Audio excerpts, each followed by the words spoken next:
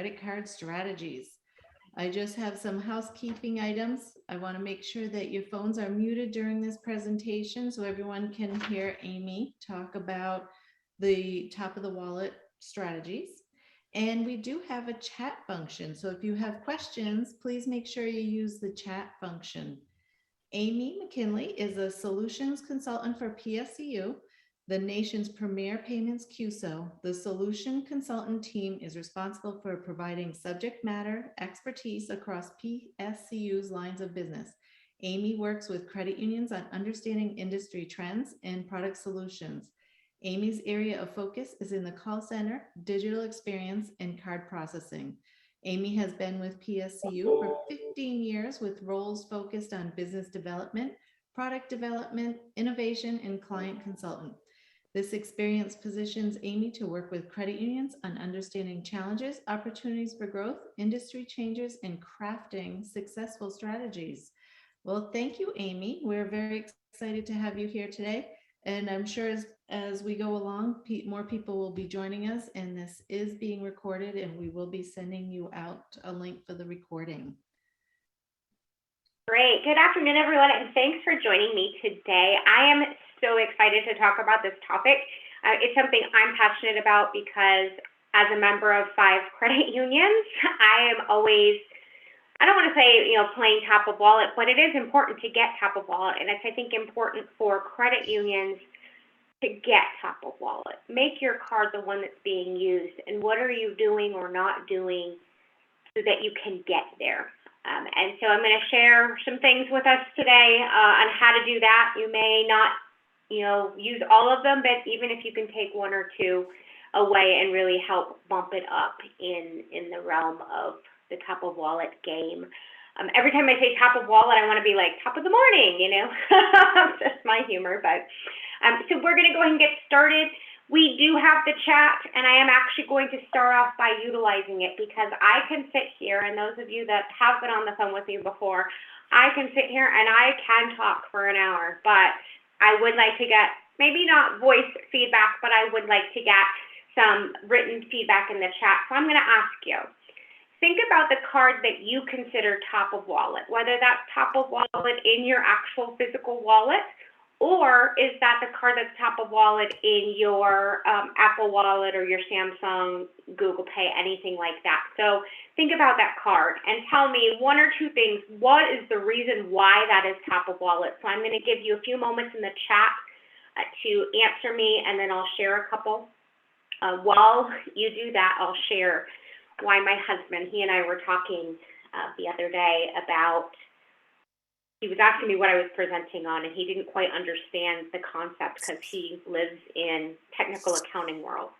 And I explained it to him. He's like, oh, so the reason that this card is top of wallet that we utilize is because he likes it, that it's black and it's metal, and he loves the feel of it, and he loves giving it to people. So he loves that physical aspect of it. So that's his. I won't necessarily, I guess you can see who has said it, but cashback is a big one, so rewards. One was, I use it all the time. I get that one too. Interest rates, cashback, airline points. It's where my money is held. Money back at the end of the year, contactless and loyalty club points. Integration is a big one, and again, cashback. So I think the winner is cashback. One is a debit card with cashback, and second is a credit card with airline points. Pretty colors with Apple's MasterCard. We actually have a financial institution that designed plastic that is after my heart, and I want one, but I can't qualify for one, and I'll tell you why. They developed a rose gold card, and it is gorgeous. It is truly rose gold. I'm a big fan of rose gold. I have it in anything that I possibly can, my desk accessories. But it's an affluent card. So you have to have a certain balance. And I'm like, what is this? And doing the math, like, can I get there somehow to get that card? But that's not all that it's about. I think the card does make a difference because you want to show what that looks like. And I do think the rewards, and we'll talk about all of those. As we go through today, we're going to take a look at a couple of different things. I I like to look at historical recommendations. If we go back in time, what did they used to recommend? I mean, this is a conversation we've been having for quite a while, since the dawn of cards as a payment mechanism. We've been talking about how do we get that to the top. I'm going to talk about the digital aspects of it, how that can help you, using rewards to entice it, and a couple of things that we've seen that seem to work, and cash is king, that's for sure, as well as how analytics can help you. I think that's maybe an untapped market for some of us, that we're not necessarily looking at the analytics side and what data we can get to see how that can really help drive top of wallet. So let's go look at history. I went and I did searches, and I was like, what did people recommend in the past? And I found an article from 2013 on CUinsight.com, and it was the top 5 tips for creating top of wallet card. And I think it's funny because you definitely saw the trends here. I saw, when I think about 10 years ago and what we were doing, these were kind of the trends. Setting up a portfolio manager that was really in charge of, from a credit card aspect, and possibly debit, but in charge of that program and what it was going to do. They were empowered to make decisions, and they were going to execute what the vision looked like in that card. This is also, I think, around the time where portfolios were being sold previous to this, and then portfolios were being brought back, so, some changes were happening. The other tip here was portfolio metrics and benchmarks. Know what you're looking at, know where you are today, where you want to be, benchmark data across other credit unions. I think that's a powerful tool as well. Not that you're the same, because I think that our credit unions have our uniqueness, but definitely how you maybe compare to a similar credit union with a similar demographic. Keeping products updated and cutting edge. This includes evaluating rewards and promotions. Rewards looks much different today than it did yesterday. So, it's cash back is really what people are looking for, or the airline miles from that standpoint. Marketing, I think this is going to always be one of the things. The way you market your card is what's going to help you get top of wallet. It's also about, in this article, not necessarily, yes, you need to market, but it's about, he says my screen is black. I'm doing a lot of talking and not a lot of sharing. There we go, thank you. So here we go, top 5 tips 10 years ago. Marketing is about investing in different channels for delivering different messages. How you choose to market via mail, how you choose to market on your website, how you choose to market in the various apps that you have for your members. That all needs to be considered, and different messages potentially, because you are potentially marketing to a very different cardholder in those. And then the last one is managing risk. This is a tough one, right? Because we tend to want to be a little bit more conservative in our underwriting, but at the same time, I think that we want to make sure we're not missing any opportunities. So finding that kind of happy place of where you can, manage risk. So I'll leave this here for a moment and let anybody who, if you're taking notes or anything, kind of catch up to where I was. Good news is, up until this point, I don't think you really missed anything from a slide standpoint.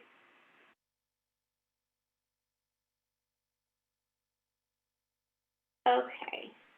I'm monitoring chat as well, so as we go through, if you see me, that's what I'm looking at. 4 years ago, in 2018, CU Times had an article which, ironically enough, actually featured, I believe it was at least 2 people from PSCU giving their opinion, and it was 6 top-of-wallet tactics. The very first one was about remind. It's actually exactly what was written in that bullet, but in that you constantly have to make your members aware of the card, and it's card campaigns that are post-issuing the card. So you get the card, they apply, they start using it. How do you keep it up there in their mind? And that's really on reminding them what it is. Instructions on adding it to popular online accounts. It's funny because 4 years ago we're talking about popular online accounts. Now that looks a little bit different, and we'll get there in a minute as to what you want to, maybe pursue their rewards. This is not only about traditional rewards, but it's also behavior-based. And I think you have the option to do behavior-based rewards really on the debit side, where you may not see a whole lot of cash back. In fact, I find a lot of credit unions don't even do rewards on the debit side. But think about it more on the debit side as from a behavior kind of transaction based of the whole checking relationship. How many transactions they do a month. Maybe you want a reward based on that and set up some type of reward for that. Maybe it's a balance. You can think outside the box of how you want to reward those things and get members going, oh, if I switch these transactions, then, hey, I'm doing some things. Security, we're going to talk about this one again, but it didn't start 4 years ago. It's always been, kind of top of mind. But we want to make sure your members know that their card is safe. So this even 4 years ago was a topic. We want to make sure, for number 4, that we're not leading with rates. Your long-term strategy needs to be like a reputational thing. There's no annual fee. It's rewards. You don't want to necessarily lead that, hey, we have the lowest rate, especially now as we're starting to see interest rates, climb incrementally. It maybe not the best message, but think about what other tactics you can use to do that. Evaluating credit lines and increasing when deemed necessary. This is really something that, and I'll tell you stories. I bring my own kind of cardholder use into my presentations. Just again, member of 5 credit unions, I can tell you what they all do good and what I wish they wouldn't do.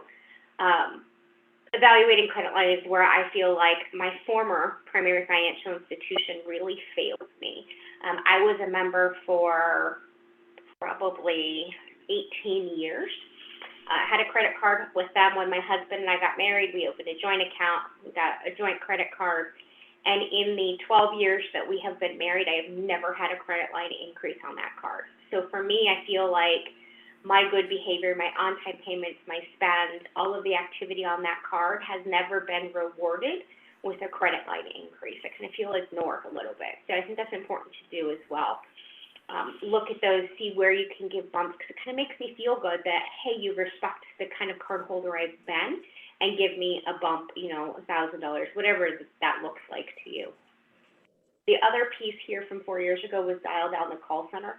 I think we've generally done a really good job of this, and that it's not always about making a phone call into a call center to get something on my card. We have self-service options that I can go out to a website and do what I need to do, or instead of making phone calls, I can get one-time passcodes. So technology has really helped us here so that we're not so reliant on the call center as that form of communication, because quite honestly, I can tell you, if I have to call my credit union, it better be a pretty, I can't do it anywhere else. I just don't like to go that route. In the current times, I think it means a lot of hold time. I was talking to a credit union last week at our conference, and they had 10, 12-minute hold times. That was some of the best hold times I was hearing. It's not a good experience. If we can get them other routes and get those calls to different channels, I think we could do members a good justice there. Okay, so that's a look at the past. Let's look at what we would, for 2022, look at. There's some additional technology, I think, that allows us to add some additional strategies. Fraud, our rewards, definitely not anything super new, but some cool functions that you can add. So we're going to look at digital, fraud, rewards, and analytics. These are going to be my 4 strategies of maintaining or getting to top of wallet, and we'll talk through all of them through today. Digital, if we ask my husband, and I did, what makes his card top of wallet, for him it's very physical. It's his physical wallet and that physical card that makes it the one that he wants to use. If we were talking about me, it would be digital aspects and self-service aspects that keep my card top of wallet. And so we actually created a video, and I'm hoping, crossing my fingers here, that it plays. But it's kind of a journey of a card holder and how we really make that top of wallet pitch without really making the top of wallet pitch. So let's see here if it's going to play. I don't hear sound, but that could be me. If someone in the chat sees and hears, let me know.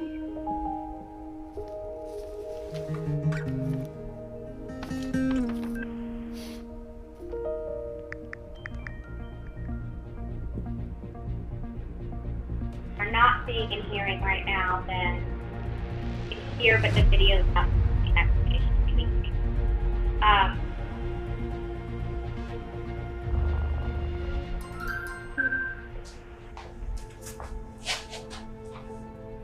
So I can kind of chat through what's happening. Fraud? And we'll skip that part, and hopefully the next video will play because it tells you a lot. But essentially, it's the idea of a journey of what a member takes when they have their card. Go back. Of the card. They're using an online tool. And in the background, essentially, we have tools analyzing transactions and what's happening in the card. What it does is you actually get the phone call and they say, hey, is this your transaction? No, it's not. Card gets reported lost, stolen. She's concerned because she's about to go on vacation and she needs the card. And we know what happens when you mail a plastic. You can rush it, but plastics take a little while to get through production. Then we're reliant on the U.S. Postal Service to arrive, that card to arrive, and how the timeliness works there. So she's kind of frustrated, and the person on the phone says, don't worry, Anna. What we can do is we can actually digitally provision your card to your mobile app that you have with the credit union. And that card and credit card will be available for you to use as soon as you provision it in there. You can then provision it to your wallet and begin using the card. So what we've essentially done is, through a digital issuance experience, allowed for the card to be updated, pushed out to our DX mobile. And then from there, you can see the button on our screen. There's the Add to Apple Wallet button. This could be Add to Google, Add to Samsung, whatever the pay happens to be. I tap on that, and we're going to actually see this one in a minute, and hopefully this one works. It's embedded a little better, I think. It will add it, and I can begin using it.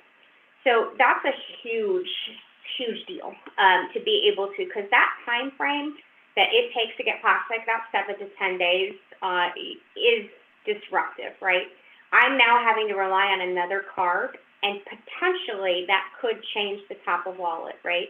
Maybe I find something that I like about that card, and that's what makes me switch to that other card instead of using my credit union card. The other piece here, and one of my 100% favorite things, and I love this feature, and I'll tell you, my Citibank card doesn't even have this feature, but we have the ability through digital issuance and the digital experience tools that we've built is to provide card credentials access. And you're thinking, well, why do I need card credentials access? So I'll tell you my use case, and this is silly, borderline lazy, probably is lazy. I live in a 2-story house, and so I generally leave my purse downstairs at night so that, you know, as I'm walking out the door in the morning, take the kids to school, just grab my purse and go to the car. So it's downstairs, and I'm upstairs at night. I might be shopping online, trying to buy, who knows, new swimsuits for the kids, and I don't have my wallet. I don't really want to walk downstairs because it's 9 o'clock at night, just want to get my shopping done. So instead, what I can do is actually pull out my phone, and you can see the screenshot over here on the left-hand side is what this shows. Go to card credentials access through, we do these in the APIs and in our own app. View full card number, expiration date, and CVV code. That's really all I need to do shopping online. Once I have that, I can go do that. And again, I've used that card. That card is top of wallet for that purchase. And just knowing I have access to that is, thanks for validating, Nicole. I'm not lazy because I don't want to walk downstairs. I used to live in a 1-story, so it was a little tougher. It wasn't quite so tough to just walk down the hall to get my purse, but so it just makes it very, very convenient. And I want to use that card more because, again, like I said, Citibank has their own app with all these fancy functions in it. They do not have this. I think they did it one time because I remember using it, and now I can't for the life of me find it. So frustrating because I just want to use my card, but, you know, it's just like Apple Wallet. I think that's another key, and that's our next slide, or Apple, your Samsung, and your Googles. These are key to having top of wallet because my debit card for my credit union is my top of wallet Apple Pay card. It is the default that everything goes to. So when I'm shopping at Target, And I love Target. I apparently have a shopping problem. I love Target Drive Up, especially since we went into the world as we know it since COVID. I can just add stuff to cart, Apple Pay it with my debit card, and go pick it up, and they put it in my trunk. And I never really have to talk or interact with someone. They just pop it in my trunk for me. And it's just very handy. Anytime I see the checkout with Apple Pay, and I'm sure those of you that use your Samsung and your Google Pay feel the same way, anytime I see that little logo and I can check out that way, I am so happy that I can do that. And it makes me want to use that card, and it keeps it, again, top of wallet for me as a consumer. So awesome tools to have in your back pocket. Make sure you're tokenized. You would be surprised if you fall in this realm. You're not alone. I do talk to credit unions that have not tokenized yet. So there are some still out there that haven't done it. Keep in mind, it's something you probably want to strongly consider just for that reason of getting your card top of wallet, because others are, and they make it very easy to do so. Okay. Looking at time, I'm going a little fast, but we're good. I wanted to show you push provisioning. So we have a individual on our team that came from another credit union, and he created a video to show how easy push provisioning is. Now, it is one of those cases where I can pull up the wallet and I can hit the add button, and I can go through and add the card number and add all of the other information that it requests. But if less times I have to tap on the screen, the better, right? So this is an example of what he did, and hopefully this video moves. Is the video moving this time?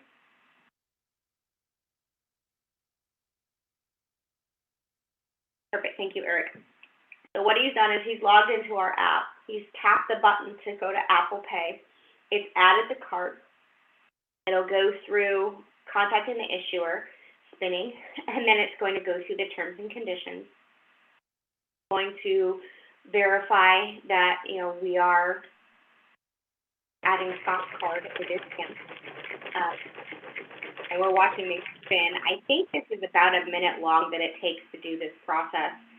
Eventually, card verification. Here's how you want to get it. He's going to go ahead and get a text message with a one-time passcode. Passcode comes in very quickly. He goes ahead and enters it.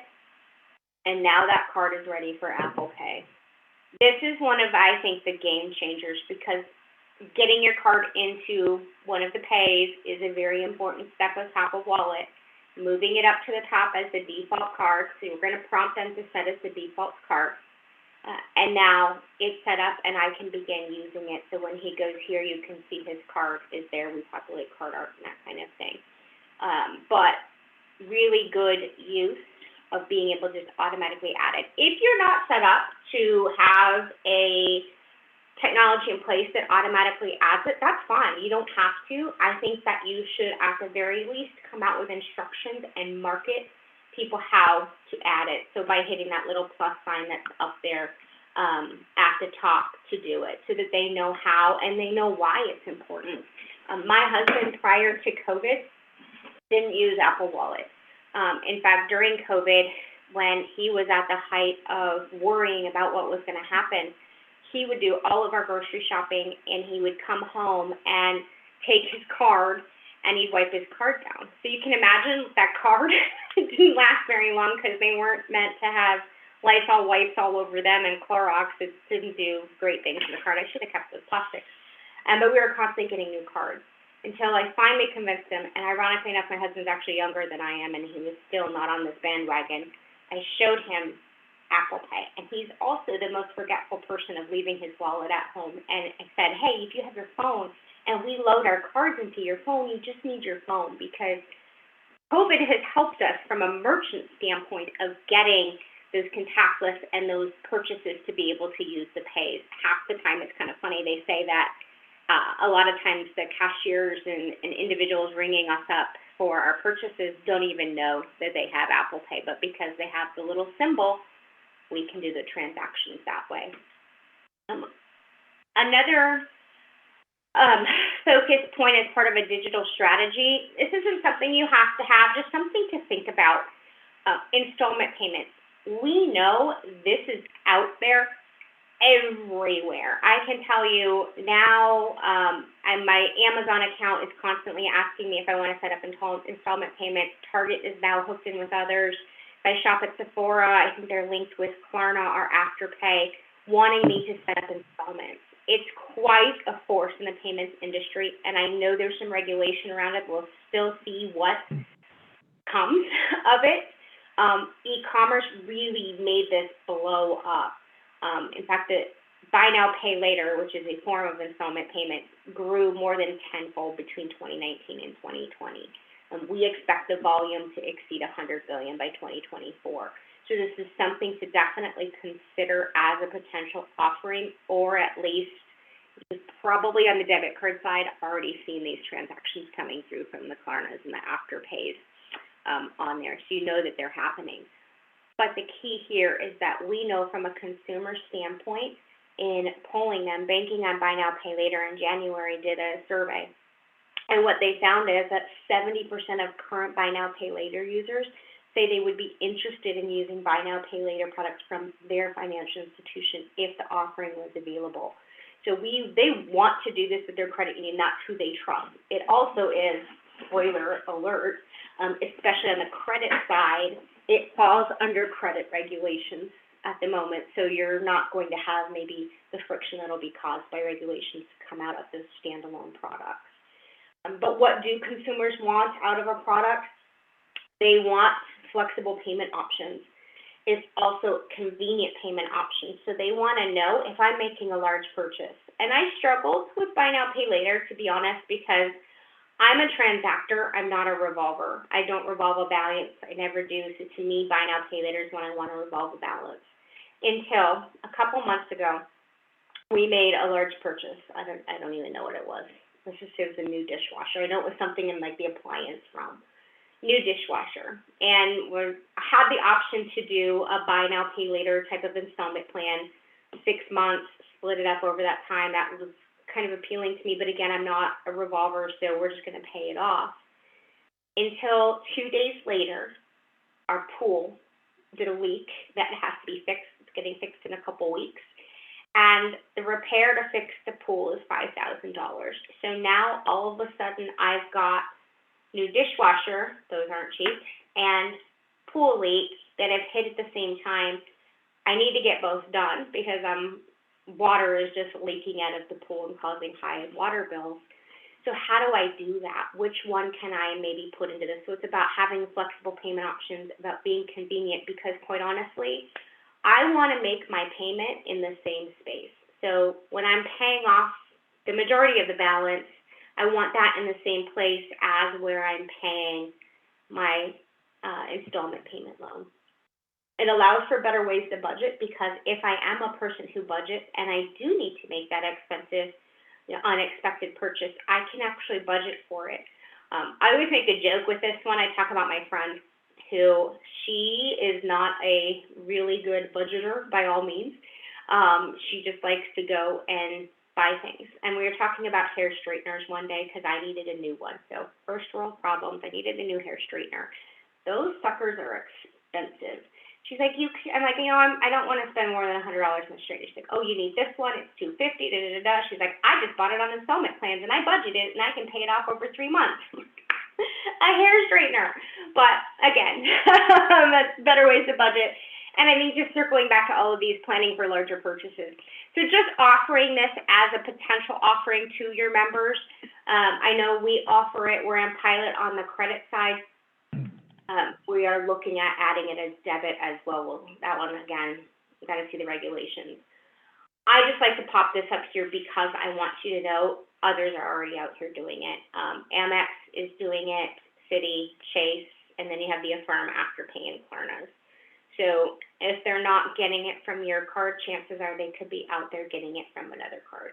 Citibank did a massive play on Amazon over the holidays in that they were doing, I don't know what the dollar amount was, but it's essentially no interest during the holidays for purchases. And I set one up just for the fun of it to see what would happen and how it worked. And my husband's like, I don't understand why you did this. Just wanted to see what would happen. And so we did it that way.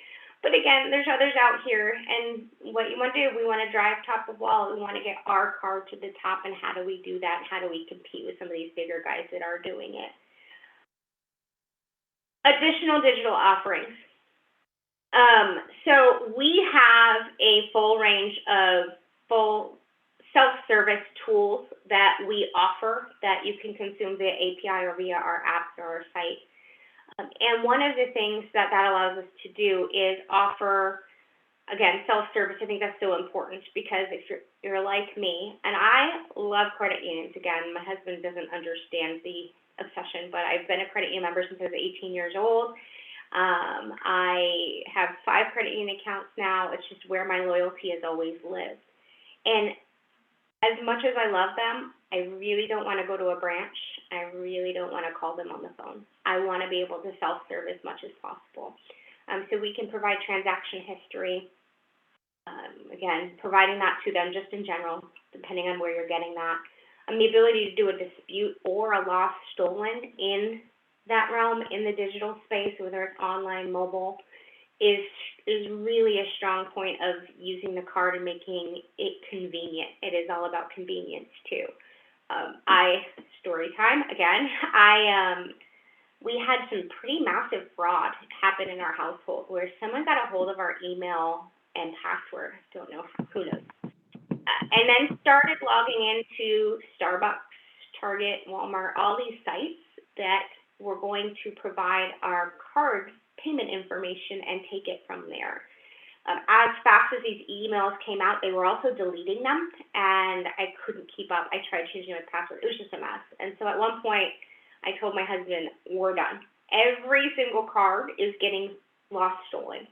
100%, I'm not playing anymore. So we divided and conquered. Keep in mind, 5 credit unions, various debit and credit cards. Not only that, but we both travel for work, so we've got corporate cards, and we divided our stack of cards, literally. And he took a stack, and I took a stack, and we started doing the lost stolen. And I hear him dialing on the phone to call the credit union to do it. And I pick up my phone, and I'm not dialing. I'm going to different apps that I have, and I am doing the lost stolen process on either online or on the app, wherever it happened to be at that time. I was done with my stack of cards before he got off the phone with the first one. So again, think about from a member service standpoint what that did. That saved me time. That made me happy and made me want to use those cards more knowing I had that. Travel notifications is another one. Just being able to self-serve those. I always tell people, I was that member, and you probably have one as well, that I would go off traveling and never tell my credit union where I was going. I would kind of play a little bit of roulette and think, well, we'll see if these transactions get approved or not. And when they didn't, call my credit union with my tail between my legs and say, sorry, but I am traveling. Can you put me in the right strategy? And they would. But now I have access to do these in a self-service format where I can go online, I can go in an app, and I can do them myself. So that's the card I want to take on vacation. I'm going to leave the other ones at home, and I'm going to take the one that allows me to self-service and do that transaction or that travel notification electronically through the digital world. If you guys are thinking of any questions, I am monitoring chat, so think of anything, please ask.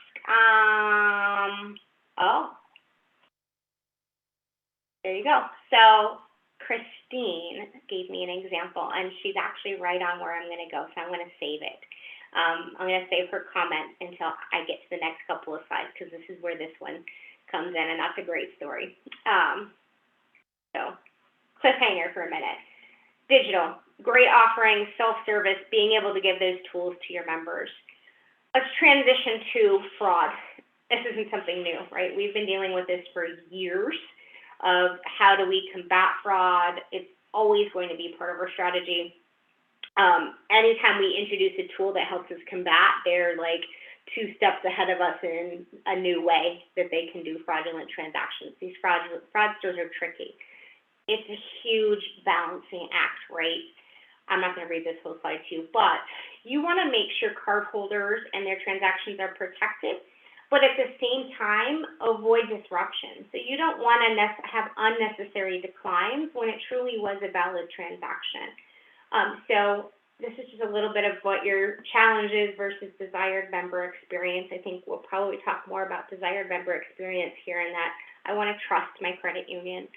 I want protection 24/7, 365, transactions to go smooth, interactions to go smooth, and everything to happen quickly. So to do that, there's a couple of tools that I want to talk about that really help with this. So there's 3 tools from a member standpoint that can really help here with that right side of the fence. The first is going to be alerts and controls. So this is something that allows members to set either an alert that just tells me something happened, or a control that actually stops the transaction if it meets certain criteria. These can be location-based. They can be, and this is debit and credit, location-based. They can be merchant-based.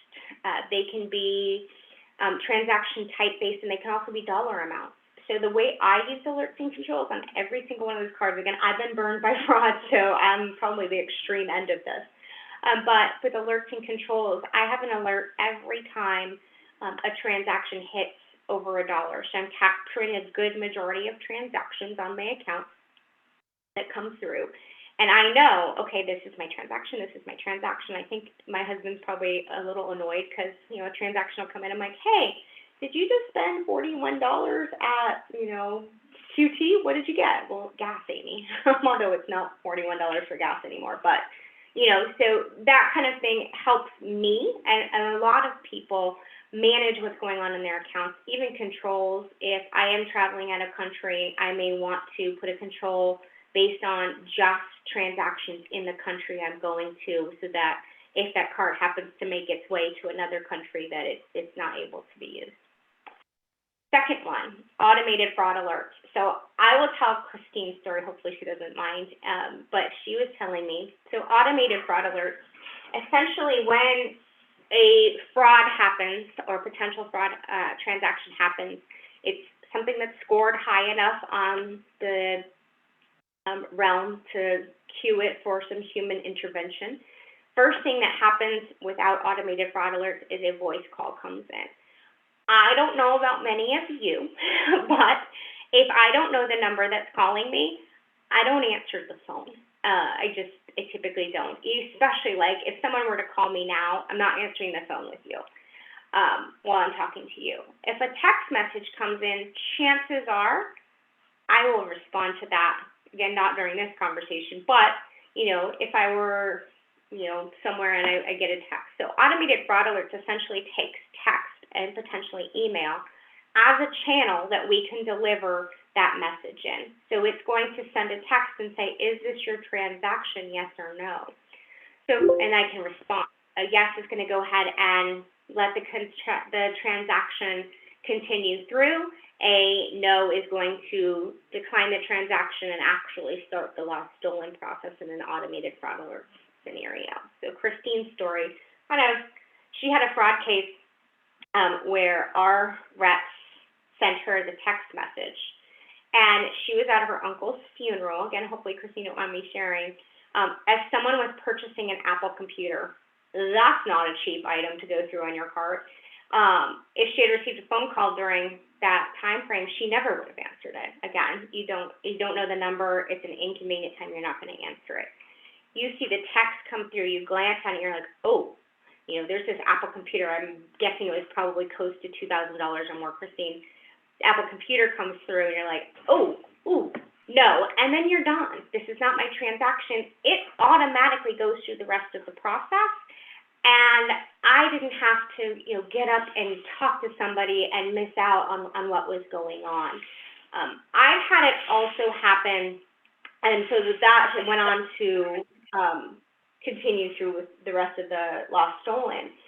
I've had it happen where it was my transaction, and a card of mine I attempted to use did not have this function and declined the transaction. I had to pull another card out of my wallet and use that one. Same thing happened. I happened to hit fraud jackpot with a change of address, a large payment, and I think there was something else in there. So So with all that, it gave my behavior score pretty high. Second card does the same thing, but this time it gives me the text message and says, hey, you have a $100 transaction to our house. Is this yours? Yes. I go ahead and respond, yes. Transaction goes on its way and no one is none the wiser. So that person that is, helping me ring up that purchase doesn't know that got declined. Saves a lot of work there, or embarrassment, that's for sure. Buying things and getting declines is never fun. And then the last item here is secure online transactions. This is the MasterCard secure code are verified by Visa. Didn't used to be fun, right? When Visa would ask me for my email and password, I have no idea what it was. But now you're seeing secure online transactions, about 97% of transactions get put through silently, no one knows. The other 3%, we can actually do one-time passcodes to get those approved and whitelisted. So just additional tools to have in your toolbox from a fraud standpoint that help your members and help essentially get that card top of wallet. Really quickly, I think from a reward standpoint, I want to make sure we have a few minutes for analytics, and then if there's any questions at the end. I think we all realize the importance of reward because everyone who did top of wallet was talking about cash back. From a reward standpoint, cash is definitely the way I see things trending. Gift cards, there's a few. Like if I were to go pull stats on a credit union's rewards redemption, you still have about 10% doing gift cards. I don't know, they just like it. Merchandise, this one, again, I think you see cash at about 60% and the rest divvied up with the other three. Merchandise, we have some exciting things coming here that are going to make a difference, make merchandise a little less funky from a redemption standpoint. And then travel, that's a tough nut to crack because we saw a sharp decline over the last 2 years. It's starting to come back. We'll see what happens there with travel. It's just a nice option to have, but again, like I see most of the time, cash is where at least 60% of redemptions are happening. Even if I were going to go do a travel purchase, I'm probably going to go make the purchase because I want that relationship with the airline to be on my terms, with me and the airline, not a third party potentially involved, and then I'm going to redeem cash to kind of offset that. That's how I do it. From a merchandise standpoint, things that we have coming, things that you should look at, I think these are strong points. From a reward standpoint is when we do merchandise, we've integrated Amazon. This is something that's live going now where I can actually shop Amazon as an option, redeem my points, and it'll tell me when I log on to that link how many points I can spend and what things cost. That's fun. And then later this year, we're actually doing in-store pickup options with Best Buy. So I just bought a new ice maker. It was one of those things I had the option to pick up in store, order on their app, pick up in store, and in an hour I could get my new ice maker. I live in Phoenix. It's hot already. I think we're at 90 degrees already today. I need my ice, so got to get the ice maker. But options, because the biggest thing that people, I think, why they don't do merchandise has got to be because we want that instant gratification. I want to get it as soon as I can. So Amazon and Best Buy are how we can solve for that. Moving along, again, just to briefly touch on rewards, just look at your strategy, make sure there's options in there, make sure you're giving them what you want, you're telling them what they can get to. I think that's important. Some people may not know that they have rewards or what that reward looks like. Analytics. Data is one of those things that we have a lot of. And there's a lot of different ways that analytics can help. I think there's a lot of kind of misconception that the only thing you can really do that is monitoring your overall program performance. And while there are aspects of that help, but it can help drive top of wallet. There's some key data you can do this with and make predictions and look at growth and attrition and financial hardship. Essentially, all of this data is allowing us to monitor usage and activation, which is key, right? If we know what's going on from a usage and cards that are activated, we know, are we in the low activity range? That low activity shows that my members are disengaged with the card. Why do we think that is? Sometimes the easiest thing that you can do is if you see low activity and some disengagement, go out to your website and look at how you are marketing your cards and what some of the benefits and features and things like that are. Sometimes it can be just as simple as that. And creating the right message so that if you do see that, you're getting them back. How do you get them back? You can do some spend get promotions. I'm going to show you a few examples of some reports that we've utilized to kind of take a look at what's going on and some cool things that we've seen or are seeing become popular. So I pulled actual credit unions reports as of, this was data from January through the end of April. So this is a credit union that processes both debit and credit with PSCU. So we'll look at credit and debit reports, same type of information. Top 50 merchants. I am all game for a popularity contest, right? But this report is really so much more than that. What we want to look at here is we want to look at sticky transactions. So a sticky transactions, if you're not familiar with the term, are those things that pretty much are occurring on a regular basis and typically even in automatic billing. So if you think about this one, and I thought about it one way, and then I was talking to someone else like, oh, it's this way too. So things like your Netflix, your Spotify, your Disney Plus. I don't know about any of you, but I think I have about 10 streaming services that we subscribe to because kids need lots of things, and we decided to cut the cord, the cable. So we want to look at those because we want our card, your credit union's card, whether it's debit or credit, to be in that space, to be the card that we're charging for those sticky transactions.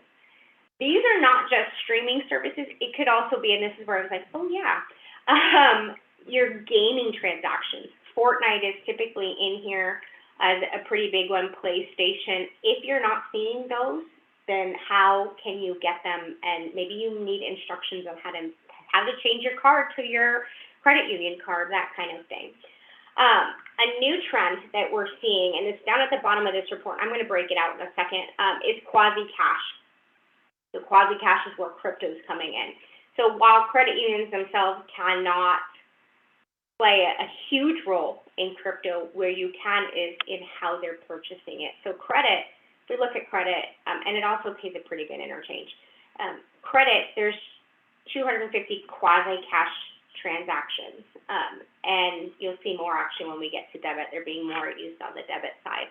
But if we break this down, in our world, if I just click on a category, so if I click on, I think it was digital goods, click on it, it breaks it down into how you would see this, into finite categories. Large digital goods merchant, media, books, movies, music, games, applications. So this could be Facebook, as what card am I using there? Also tells you the count, the transaction amount, average amount per transaction, which, your large digital goods merchant, the average amount was $11, but they had 8,300 of those transactions. That card's getting utilized. It shows you your purchase, how much interchange you're getting off of it, and what the interchange rate is. So you can, dig down into these reports and really see where those cards are or aren't, and then potentially do marketing campaigns to get them there, or maybe even incentivize people to add their card to one of those. Like, hey, if we see that you add us to, Netflix, Spotify, whatever, maybe there's extra rewards points or something in there. Quasi-cash, if we expand quasi-cash, it goes to money transfers and quasi-cash. Quasi-cash is truly where your crypto lives, those that will allow you to purchase on a credit or debit card. So what you'll see here, though, is, and again, the credit one isn't as big, but you're getting a bigger interchange rate here. You're also seeing what that average amount per transaction is and what it generally does generate for you. On the debit side, same report, top 50 merchants. You can hear quasi-cash, it jumps pretty high in the list, so do digital goods. If I break it down, I'm not going to read through all of this, but again, you can kind of see where it goes, and where these transactions are. You can see a lot of debit cards are being added in this space, not necessarily credit cards. Quasi-cash, again, we're seeing more quasi-cash transactions. Those crypto transactions are being done on the debit card. So definitely a place you want to spend some time looking at. You may want to decide that, remind your members, hey, are you looking at crypto? Are you wanting to buy it? You can use your card, XYZ. I think Coinbase allows you to use a card for those transactions. Also, we saw this on this report, but on the top 50 merchants, but we also have some reports that look at interchange, because that's another important thing. Where can we drive those interchange transactions so that we can get the most for what we're looking at? So this is where you're getting interchange. If we drill down and we look at digital goods, you can see applications is 2.4%, 47 interchange. You're getting a nice little chunk there off of these transactions. Drive the transactions. We're just, again, looking at credit here, but where can we drive this and why you want to look at this? Okay, I know I have about 9 minutes, so I'm going to ask you to chat with me again today. And so based on what we've talked about today, whether it was historical 10 years, 4 years ago, or the 4 strategies we talked about today, what is your credit union not utilizing or underutilizing that could help you move cards top of wallet? So go ahead and respond in the chat for me. I'll read a couple, but I'm going to tell you why my card is top of wallet. I mentioned it with my debit card, but I'll talk about the credit card that's top of wallet for me. And one of the biggest reasons that card is top of wallet for me is some of the fraud and self-service tools. I kind of threw that in there a little bit, but with the lost stolen process, being able to go do that online, being able to push my card to the wallet. I've had cards compromised and I've had to get a new card, and it was amazing that when they reported my card lost stolen and issued that new card, I was able to go almost immediately into my app, get the new card number, provision it to Apple, and go shop at Target. So that's really why, from a standpoint as a consumer, why my card's top of wallet. So a couple of responses here, as we need to get digital issuance. Can't wait to get it for debit cards. I know that's a trickier one with debit, just because of the way things come through. An API into Card Valet or Card Hub would be awesome. So those are 2 responses I got for what you were not utilizing or underutilizing. Just looking at a couple of the key points today, I think you can help move those cards top of wallet. So I'll stop there. Are there any questions that you'd like to submit in chat with the remaining time we have today? I'll give it a minute.